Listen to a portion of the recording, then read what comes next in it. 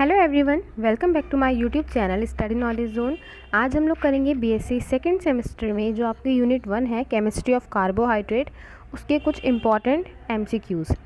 ये मैंने यहाँ से कृष्णा की बुक से लिए हैं, जिसका रिव्यू मैं आपको पहले दे चुकी हूँ। अगर आपने उस बुक के बारे में नहीं देखा है तो उसका लिंक मैं डिस्क्रिप्शन में दे दूँगी, वहाँ से जाके आप उस बुक की पूरी डिटेल्स देख सकते हैं।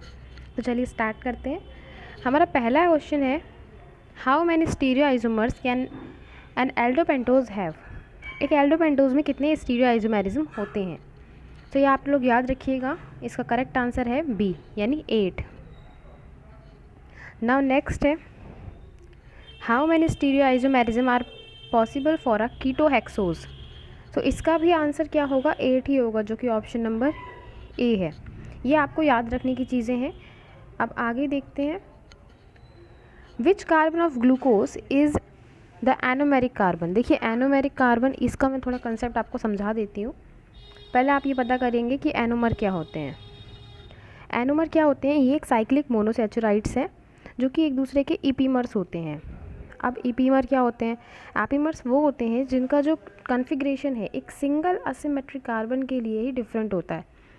सिंपल भाषा में आप समझें तो सिर्फ स्ट्रक्चर पूरी सेम होगी, सिर्फ एक कार्बन ऐसा होगा जिसमें कुछ असिमेट्री बन रही होगी, मतलब कुछ ना कुछ उसमें डिफरेंट होगा दोनों में। जैसे यहाँ पे अगर OH दे दे, यहाँ H है, तो जो दूसरा होगा उसमें इधर H होगा, इधर OH होगा।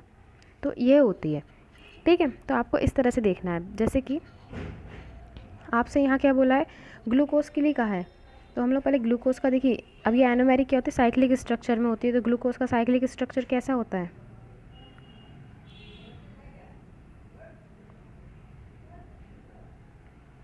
यहाँ नीचे तक तो नहीं बन पाएगा, बट आप ऊपर का ही समझ लीजिए।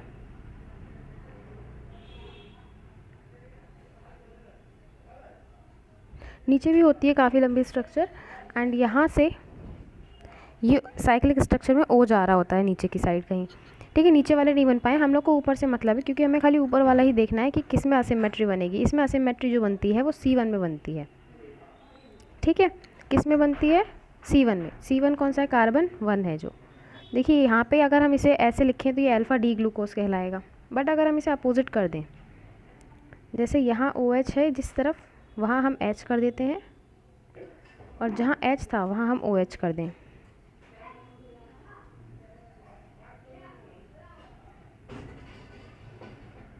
यहाँ हम अगर H कर दें, मतलब आपको सिर्फ इतना समझना है। देखिए ज़्यादा इसमें दिमाग नहीं लगाना है।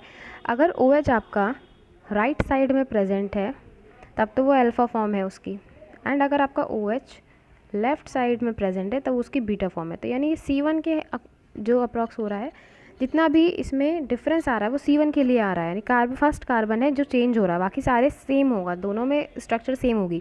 बस C1 में क्या होगा, दोनों एक OH इस साइड आ जाएगा इसमें, उसमें उधर की साइड आ जाएगा। सो इसका राइट आंसर क्या होगा? C1, ठीक है। और एक और याद रखिएगा, जैसे ग्लूकोज का आपसे पूछ लिया यहाँ, अब अगर आपसे फ्रक्टोज का पूछ ले कि फ्रक्टोज में एनोमेरिक कार्बन कौन सा होता है, तो उसमें C1 नहीं है, उसमें क्या है? C2। ये आप लोग ध्यान रखिएगा, आगे के क्वेश्चंस में ऐसा हो सकता है। और अगर MCQs आपके आ रहे हैं तो हो सकता है इस टाइप का क्वेश्चन भी आ जाए कि फ्रक्टोज में कितने होते हैं, तो उसमें आप ध्यान रखिएगा C2 है anomeric carbon. Now which of the following statement about anomers is true. कौन सा स्टेटमेंट इसमें ट्रू है? सो आप लोगों को पहले मैं इसका स्टेटमेंट बता देती हूँ कौन सा वाला ट्रू है। तो ऑप्शन नंबर जो ए है वो बिल्कुल करेक्ट है।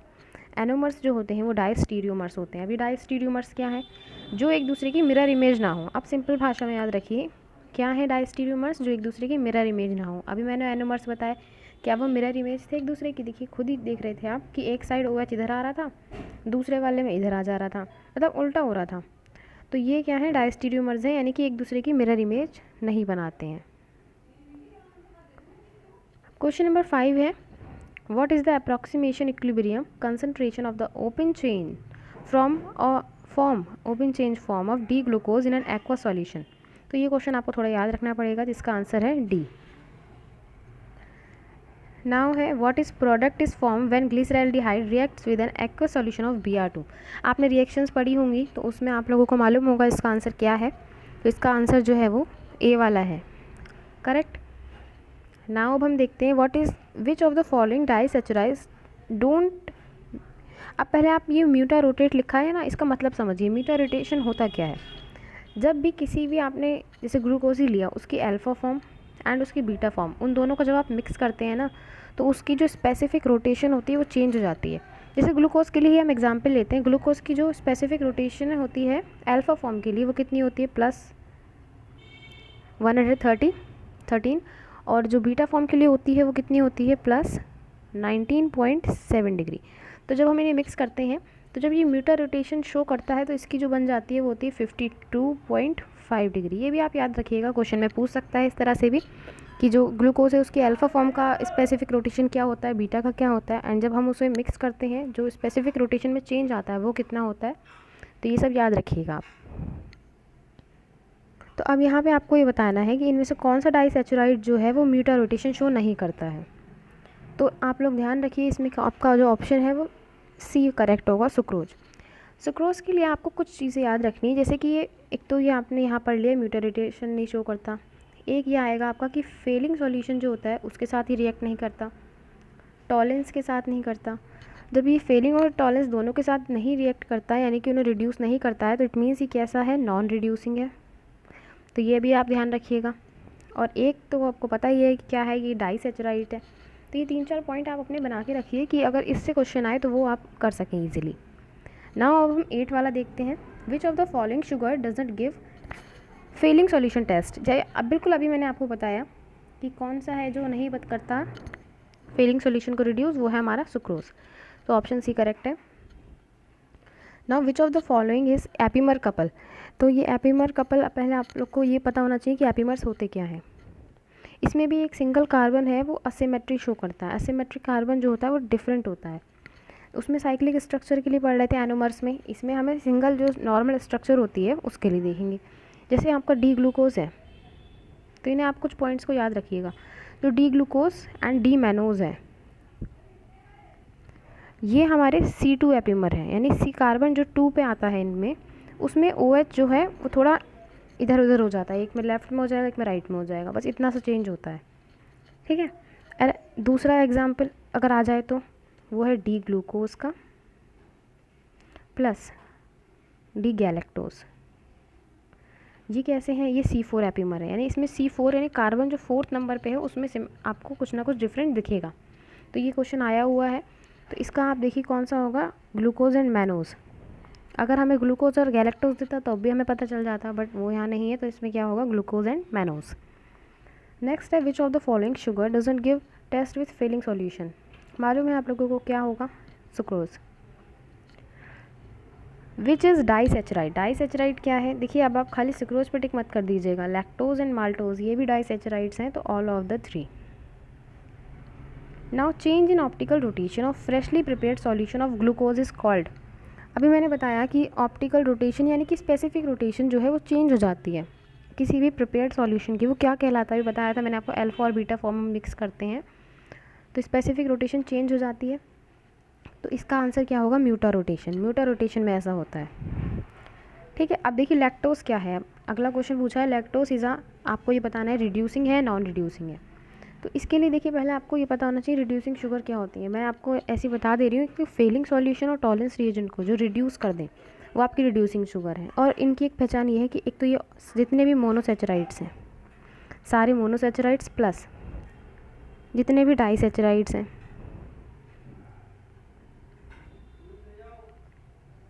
ठीक है, जितने भी मोनोसैचराइड्स हैं और जितने भी डाइसैचराइड्स हैं, खाली सुक्रोज को छोड़ के वो सब क्या है, रिड्यूसिंग शुगर्स हैं। तो ये ध्यान रखिएगा।